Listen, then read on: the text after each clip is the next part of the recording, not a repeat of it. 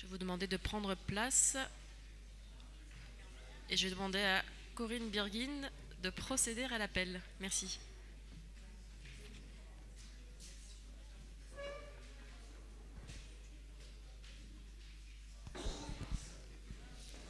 Adamian Silva,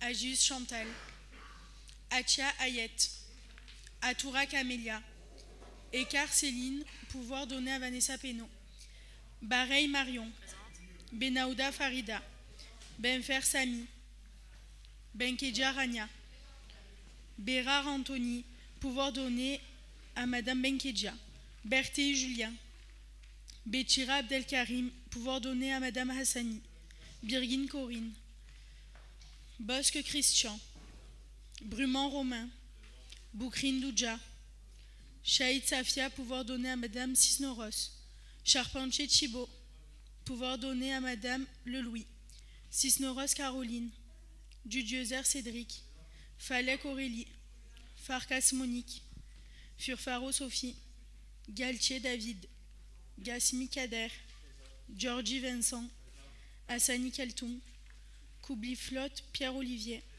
Lamy Dany, Lastraioli Lucie, Le Louis Gisèle, Macloufi Camélia, Monchi Didier, Oanessian Franck, Pénaud Vanessa, Paul Ulriquet, pouvoir donné à Monsieur Galtier, Petit Marc, pouvoir donné à Sophie Furfaro, Picarelli Frédéric, Ponce Jean-Paul, Ravier Stéphane, Rossi Denis, pouvoir donné à Madame Bareil, Sayac Jean-Yves, Semerjean Laurence, Sicard Caroline, pouvoir donné à Madame Adjus, Solaire Johan, Turc Jean-Michel, pouvoir donné à Monsieur Brumand, Vendredi Vincent, pouvoir donné à Monsieur Dudiezer, Yatsou Ali. Merci. Merci Madame Birguin. Nous passons maintenant à l'approbation du compte-rendu in extenso de la séance du 2 novembre. Est-ce qu'il y a des interventions? Monsieur Bosque.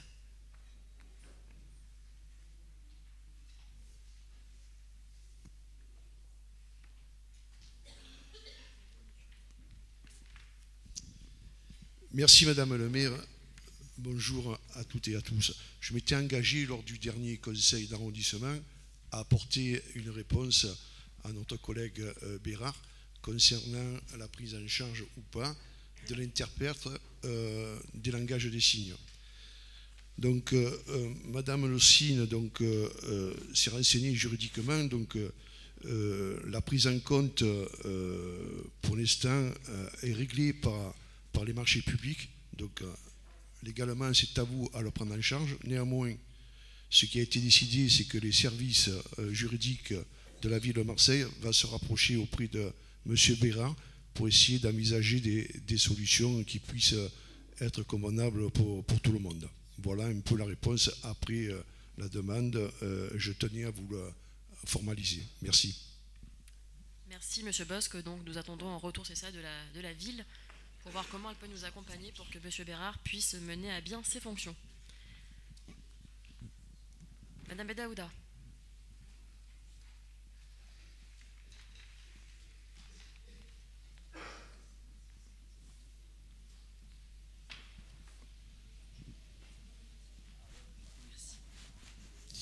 Mes chers collègues, avant de démarrer la séance, je tenais à vous faire part de l'heureux événement que vit actuellement notre cher collègue Ali Atsou, qui vient d'avoir un petit bébé. Voilà, on voulait vous informer de la bonne nouvelle.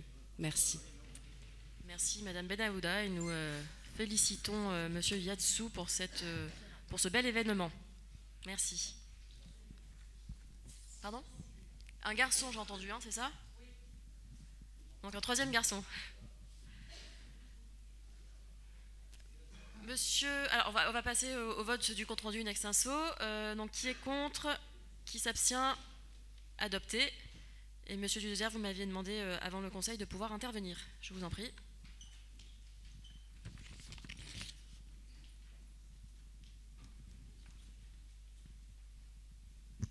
Oui, merci Madame le maire, merci de me donner la parole. Tout d'abord, permettez-moi d'avoir une petite pensée pour notre collègue Denis Rossi. J'espère que les nouvelles de sa santé sont bonnes et vous lui transmettrez nos vœux de prompt rétablissement lorsque vous l'aurez. Oui, je vous souhaitais prendre la parole pour deux sujets, alors qui n'ont pas de lien direct avec les rapports, mais qui intéressent notre secteur au premier chef, et je vous remercie de me donner la parole.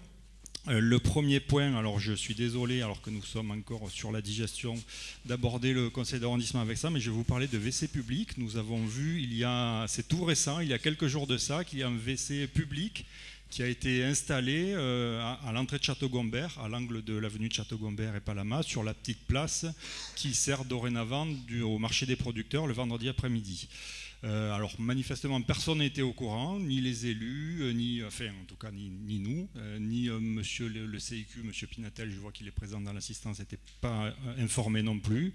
Donc j'espère que la mairie de secteur a été mis au courant de cette installation, qui a décidé de cet emplacement, pourquoi, est-ce qu'il y a eu une concertation, une information. Bon, en tout cas ce qui est sûr, c'est que les CIQ, les commerçants, les habitants, les élus n'ont pas été informés. Et alors notre inquiétude, c'est que ces toilettes publiques qui ont été installées, qui sont grosses, qui sont imposantes, risquent d'être sur l'emprise du futur rond-point, qui est un projet qui est très vieux, qui date de plusieurs années, voire de plusieurs décennies, qui devrait enfin normalement voir le jour, puisque nous l'avons voté à la métropole. Et voilà, notre crainte, c'est que ces WC soient carrément sur l'emprise, ou en tout cas ne gênent les travaux de ce futur rond-point. Donc je rappelle que ces WC ont été installés par la métropole et que ce rond-point doit être construit par la métropole. Donc si tel était le cas, nous aurions là affaire à un véritable water closet gate de la métropole. Donc affaire à suivre. Le deuxième point que je souhaitais aborder, là aussi c'est tout récent, c'est vraiment très frais. Nous avons appris il y a quelques jours la création visiblement d'un nouveau CIQ à Saint-Jérôme. Il y a eu une réunion il y a quelques jours dans le CAC de Saint-Jérôme. Bon, alors d'abord, apparemment il y avait eu, ce CIQ avait fermé il y a plusieurs années parce qu'il a vu des malversations et parce qu'il avait une dette de 11 000 €. Donc c'est pour ça que ce CIQ avait été fermé et qu'il était impossible d'en ouvrir un autre. Donc quid du coup de cette dette des 11 000 €.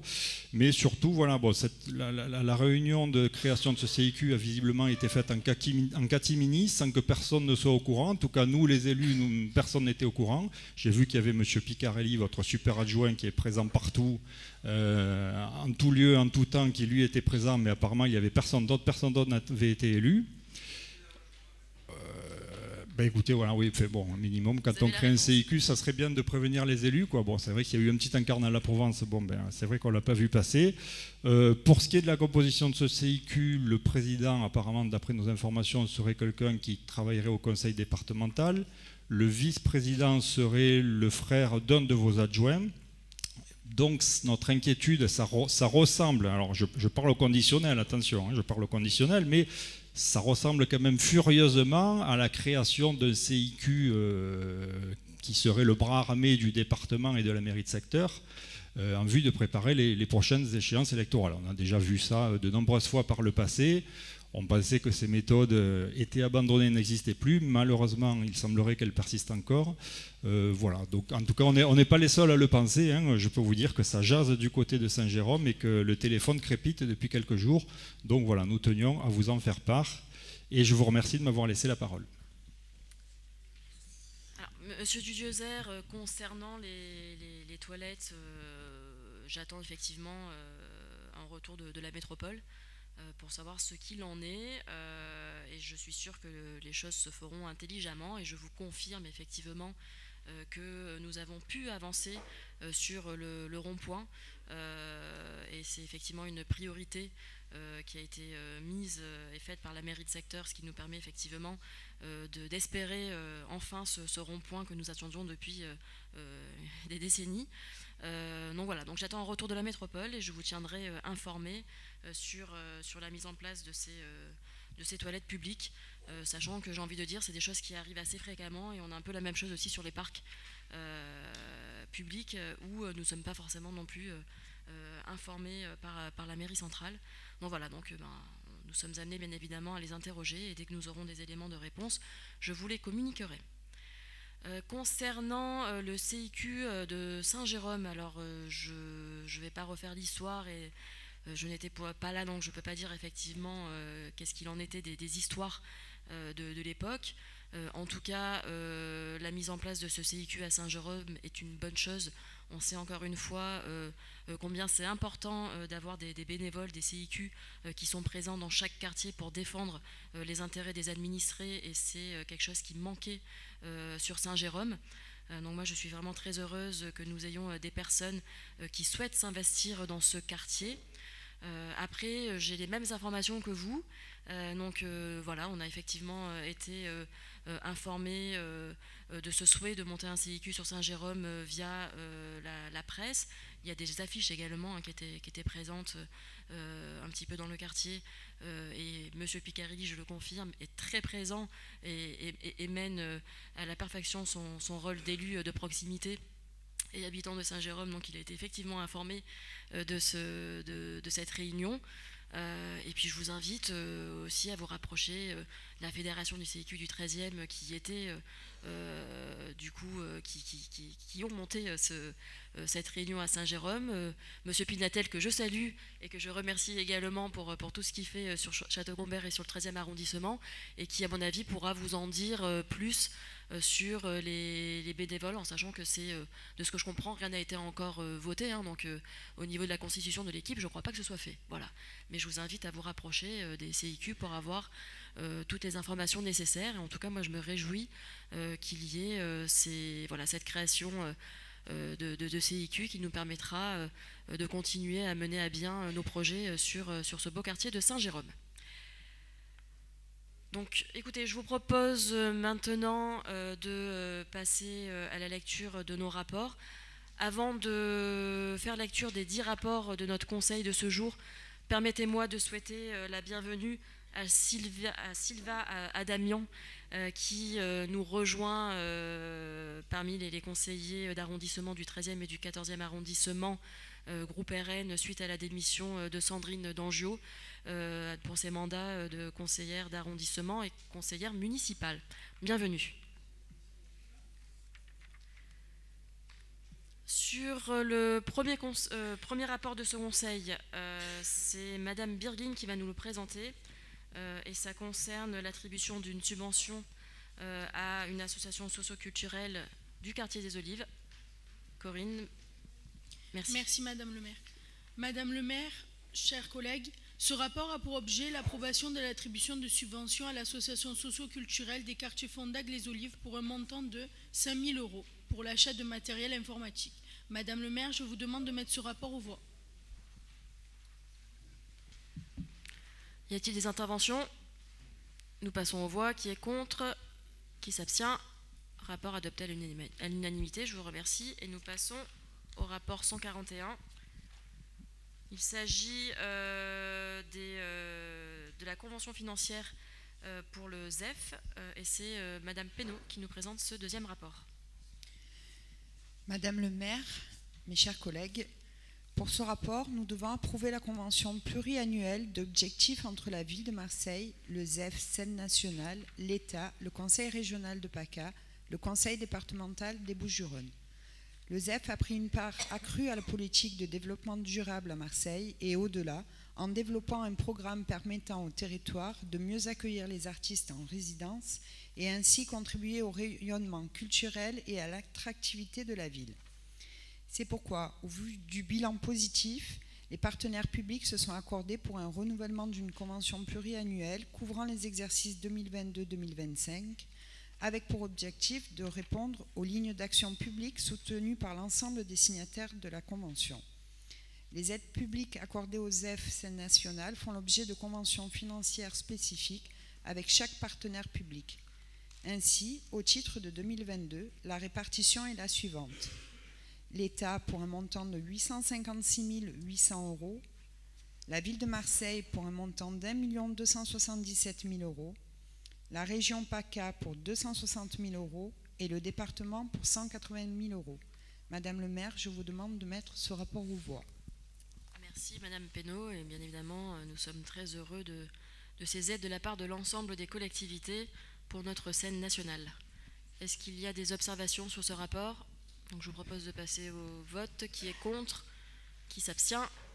Rapport adopté à l'unanimité. Le rapport 142 qui porte sur les écoles, Monsieur Brumand. Madame le maire, mes chers collègues, ce rapport porte sur le nouveau règlement des inscriptions scolaires de la ville de Marseille. Je vais revenir rapidement sur quelques évolutions. Les rapprochements de fratries sont directement intégrés à la procédure courante de préinscription scolaire.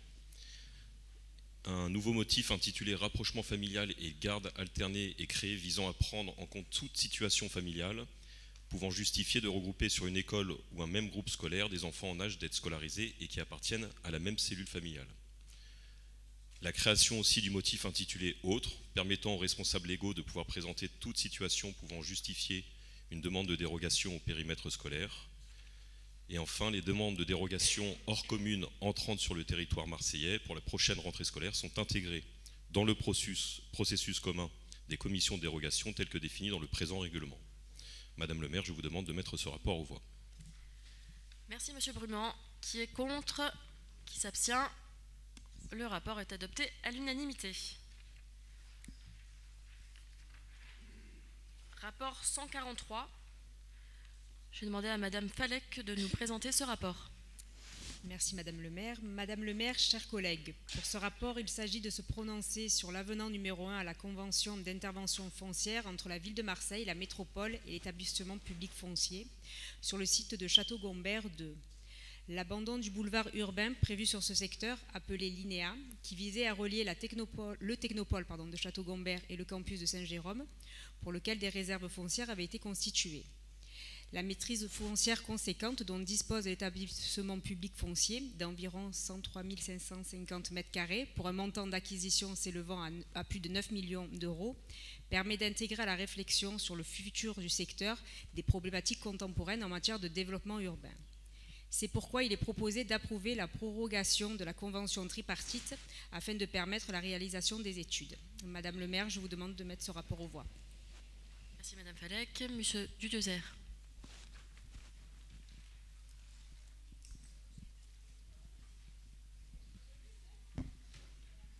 Oui, merci Madame le maire. Un petit mot effectivement sur ce rapport où on nous demande de proroger à nouveau cette convention jusqu'en décembre 2024 pour avoir le temps, comme l'a dit votre adjointe, de mener cette réflexion d'ensemble qui doit être engagée sur le secteur de Château-Gombert. La réflexion, elle dure quand même depuis très longtemps. Moi, j'ai regardé dans mes archives, nous avions déjà fait à l'époque, pour ce projet de Château-Gombert phase 2, nous avions fait une concertation publique le 23 mars, j'ai retrouvé la date exacte, le 23 mars 2018, c'est-à-dire il y a exactement quasiment 5 ans, à quelques mois près, où Madame Karadec était venue nous présenter ce projet. Les élus, les CIQ étaient présents à cette réunion qui s'était tenue en soirée sur le Technopole. Qu'est-ce qui a été fait depuis 5 ans? Eh bien rien, voilà, je vais vous le dire, rien n'a été fait. Rien, ni l'école, ni route, ni voilà, absolument rien n'a été fait. Par contre, depuis ces 5 ans, évidemment, les constructions, les immeubles ont continué à pousser sur Château-Gombert comme des champignons. Et aujourd'hui encore, on a des ensembles immobiliers qui sont en cours de construction ou en cours de livraison sur Château-Gombert. Ce secteur devient complètement saturé. Ça fait des années qu'on le dit, mais c'est chaque fois pire, un peu plus pire chaque année. Ce secteur est complètement saturé, les écoles sont saturées. Donc là, on repart de nouveau pour dire il faut mener une réflexion d'ensemble. Mais la réflexion, ça fait des années qu'on la mène et qu'on ne fait rien. Voilà, depuis cette réunion de 5 ans, d'il y a 5 ans, rien n'a été fait. Donc je pense que maintenant, on a assez réfléchir et qu'il faudrait délier les cordons de la bourse pour enfin commencer à faire quelque chose sur Château-Gombert. La Linéa, le barreau du contournement du centre villageois de Château-Gombert qui part de Picard et qui rejoint l'avenue René-Chaillan, ça c'est quelque chose qui est dans les projets aussi. Le groupe scolaire de Château-Gombert, enfin voilà, il y a plein de choses qui sont dans les cartons, comme le rond-point, hein, tout ça est dans les cartons, tout ça est prévu, il suffit juste d'appuyer sur le bouton, mais force est de constater qu'on nous balade encore avec ce projet en nous disant, voilà, il faut proroger pour continuer à mener les réflexions. Alors, on votera malgré tout pour ce rapport, parce que malgré tout, on nous met au pied du mur, et effectivement, il faut bien proroger cette convention, mais à un moment donné, il va falloir arrêter de réfléchir et passer à l'action. C'est noté, Monsieur Dudeuzer. Alors, je pense aussi qu'il y avait ce projet de la Linéa qui est caduc que depuis 2020, puisqu'il a fallu attendre effectivement que la justice rende ses conclusions. Et donc là, on passe sur une nouvelle phase où on sait que l'alinéa, c'est un projet qui n'existera plus.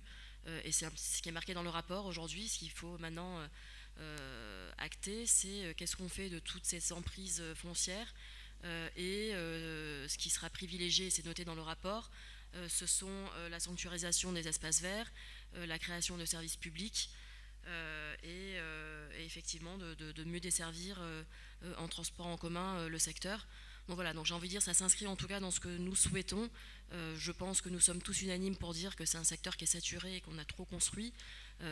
Et on continuera bien évidemment, et M. Pinatel ne dira pas le contraire, à ce que l'on puisse effectivement rattraper le retard en termes de mobilité et d'équipement public. Voilà, on sera bien évidemment amené à travailler sur ces différents projets.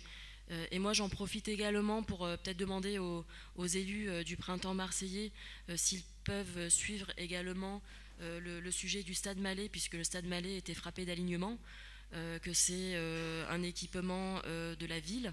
Nous sommes énormément sollicités parce qu'encore une fois on manque cruellement d'équipements publics sportifs. Et nous sommes énormément sollicités par des administrés qui souhaiteraient voir un joli projet sur ce stade, sachant qu'aujourd'hui en plus il est inoccupé, ce qui peut laisser place à l'insécurité. Donc j'espère qu'on aura un retour de la ville et qu'on pourra construire un beau projet sur ce stade. Je vous propose maintenant de passer au vote. Qui est contre? Qui s'abstient? Le rapport est adopté à l'unanimité. Merci.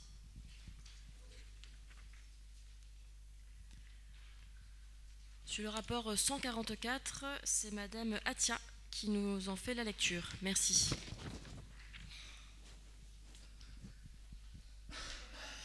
Madame le maire, mes chers collègues, monsieur le sénateur. Pour ce rapport, nous sommes appelés à voter en faveur d'une prorogation, encore une autre, monsieur Dugezer, de la promesse de vente signée entre la ville de Marseille et la société 3F Sud, les 29 et 30 mars 2022. Le conseil municipal avait approuvé la cession au profit de la société 3F Sud des 23 appartements de la copropriété du Parc de la Rose. Une promesse de vente avait été alors signée entre les parties en mars 2022 pour une durée de 10 mois, soit jusqu'au 30 janvier 2023. Toutefois, 3F Sud n'a pas encore obtenu les agréments et c'est pourquoi, afin de procéder à la vente et au regard des délais inscrits dans la promesse de vente, il est préférable de proroger de 5 mois l'avant-contrat signé entre les parties, soit jusqu'au 30 juin 2023. Les craintes, Madame le maire, que nous exprimions en mars dernier lors de la présentation de ce rapport s'avèrent exactes aujourd'hui et donc, tout comme en mars dernier, notre groupe s'abstiendra pour ce rapport. Madame le maire, je vous demande de mettre ce rapport aux voix. Merci, Madame Atia. Qui est contre? Qui s'abstient? Qui est pour? Rapport adopté. Vous avez pu noter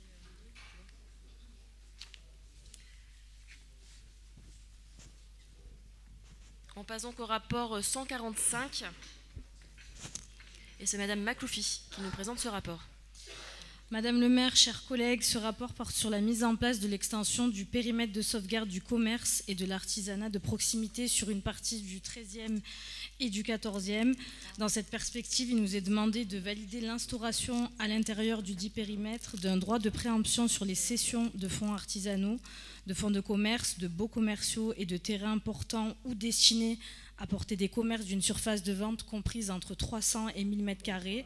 Pour cela, le projet de délibération doit être soumis à la Chambre de commerce et d'industrie et de la Chambre des métiers et de l'artisanat.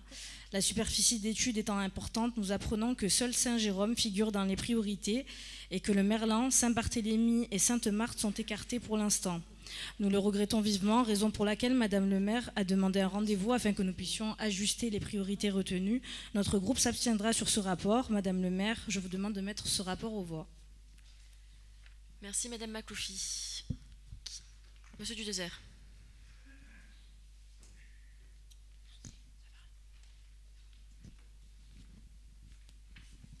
Oui, un petit mot rapidement. Alors certes, vous l'avez souligné, il a des imperfections, mais en tout cas, on peut souligner quand même, c'est un bon début avec ce rapport, cette volonté de vouloir sauver ce qui peut encore être sauvé dans nos noyaux villageois. Je rappelle que nombre de noyaux villageois, moi je peux citer l'exemple de La Rose, quartier dans lequel j'habite. On avait une avenue de La Rose qui était vraiment un beau noyau villageois avant, avec des beaux commerces. On avait par exemple les coquillages Neptune, qui sont partis à Château-Gombert. On avait le traiteur Tardif, qui était un des meilleurs traiteurs de Marseille, qui lui aussi a fermé depuis longtemps. Et aujourd'hui, nous n'avons plus que dans cette avenue de La Rose des vendeurs de kebab, des taxiphones, des pizzas, des alimentations de nuit.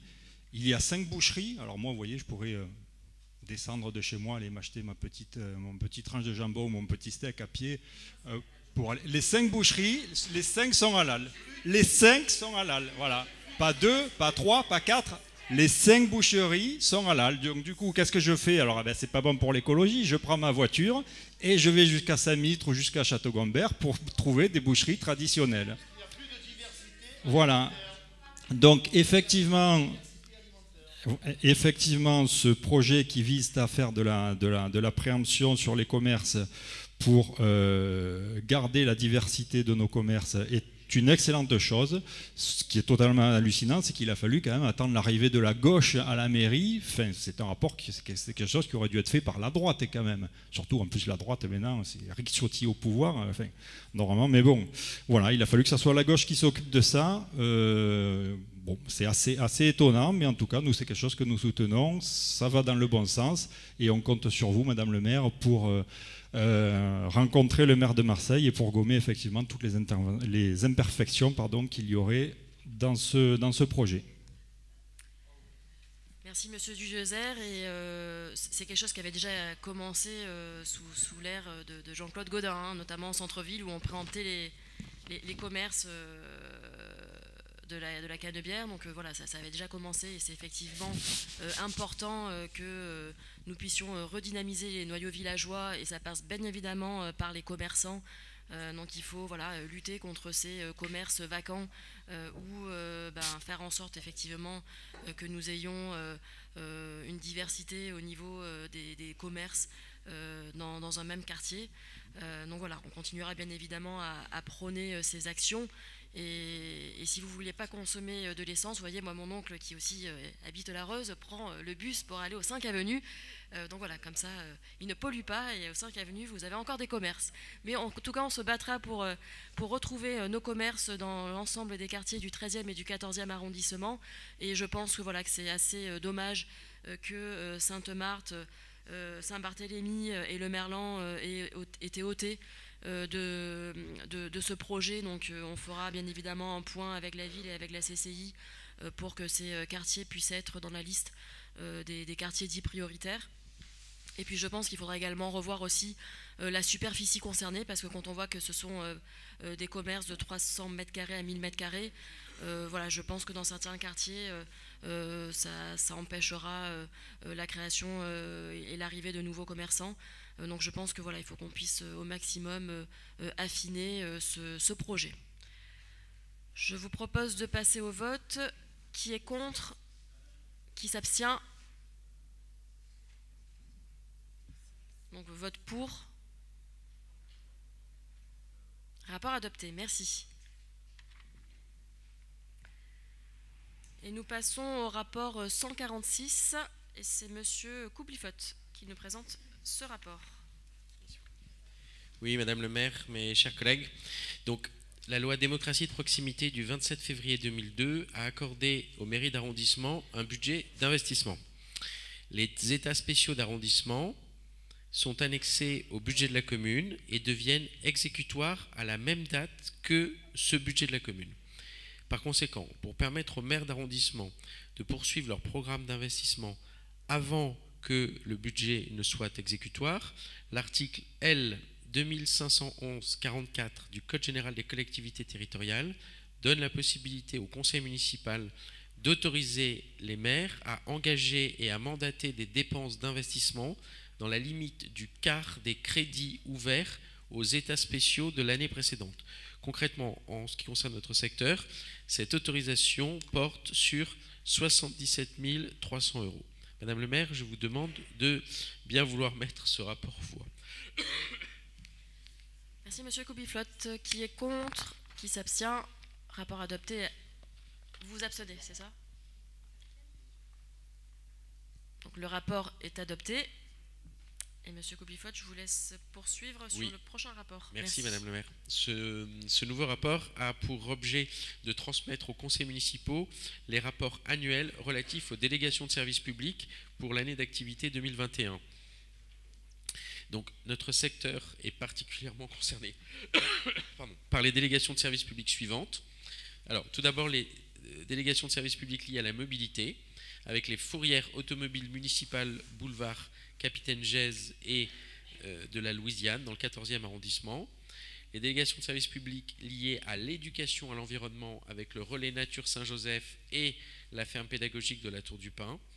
Et enfin, les délégations de services publics liées aux maisons pour tous, à savoir celle au profit de l'association Épissec, celle au profit de la Maison pour tous, la Croix-Rouge Château-Gombert, celle au profit de l'association Synergie Family, celle au profit de la Maison pour tous, les Bougainvilliers La Morelle, celle au profit de la Maison pour tous, les Olives La Marie, celle au profit de l'association de gestion et d'animation de la Maison des familles et des associations, celle au profit de la Maison pour tous Saint-Barthélemy. Madame le maire, je vous demande de bien vouloir mettre ce rapport aux voix. Merci Monsieur Koubiflotte. Qui est contre? On en est au 147. Donc, vous voulez intervenir? J'entends pas. Il n'y a pas de vote. Alors nous prenons note. Merci Monsieur Koubiflotte. Nous passons au rapport 148 concernant l'attribution de subventions à des acteurs associatifs. Madame Penaud, s'il vous plaît.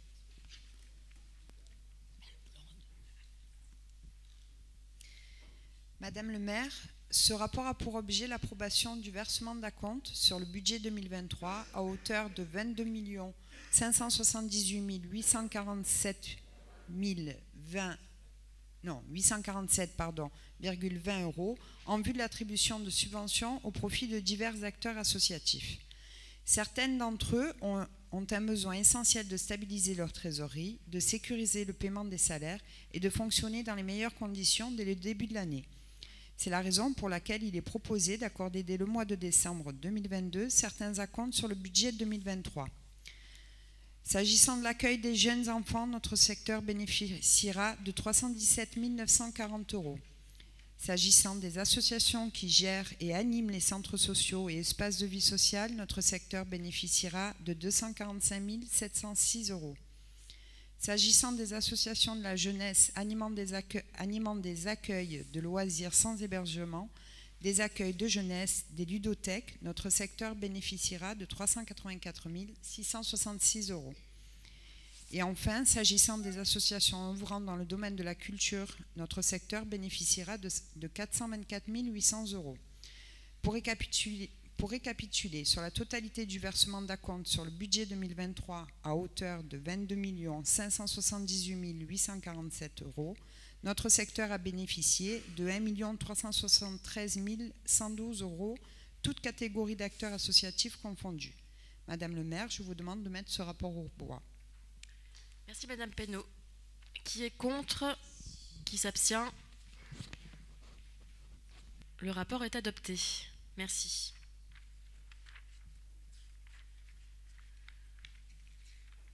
Nous passons au dernier rapport de cette séance, le rapport 149, et c'est Monsieur Galtier qui nous présente le rapport. Merci Madame la maire, chers collègues. Il s'agit de répondre là à la demande de nos concitoyens sur les services rendus, notamment le week-end, et donc d'ajuster par cette délibération les modalités de mise en œuvre des rémunérations des astreintes et des permanences. Et donc ce rapport nous amène à donc délibérer sur ces modalités de mise en œuvre de rémunération des astreintes et des permanences, notamment le week-end. Le dispositif d'attribution des astreintes et des permanences doit être réactualisé. Donc vous trouverez dans le détail de ces ajustements dans vos annexes. Il s'agit essentiellement de pouvoir établir des actes de décès, de délivrer les autorisations d'inhumer, etc. Et donc tout ça se ferait en centralité, me semble-t-il, du côté du cimetière Saint-Pierre. Voilà, donc répondre aux attentes de nos administrés, y compris le week-end. Voilà, Madame le maire, je vous demande de mettre ce rapport au voie. Merci, Monsieur Galtier. Qui est contre? Qui s'abstient? Le rapport est adopté, merci. Avant de clore cette séance, une petite précision concernant la création du CIQ de Saint-Jérôme, où effectivement nous avions eu l'annonce dans la presse, il y avait eu de l'affichage, et nous avons également reçu une invitation par mail qui a été envoyée le 4 décembre, alors un peu tardivement, c'était à 21h46. Alors Monsieur Dudezert, vous êtes copie également de ce mail. Madame Dangiot, Madame Lelouis, Monsieur Ravier, nous étions également dans la boucle du mail, donc nous étions bien informés, et Monsieur Picarelli m'a effectivement représenté lors de cette réunion. Donc voilà, en tout cas, les choses ont été faites dans les règles et vous étiez bien copie de ce mail. Je vous remercie. Merci à vous tous pour la préparation de ce conseil. Et je vous souhaite à tous un joyeux Noël et de bonnes fêtes de fin d'année. Je vous dis à l'année prochaine pour ceux que je ne reverrai pas d'ici vendredi prochain. Merci.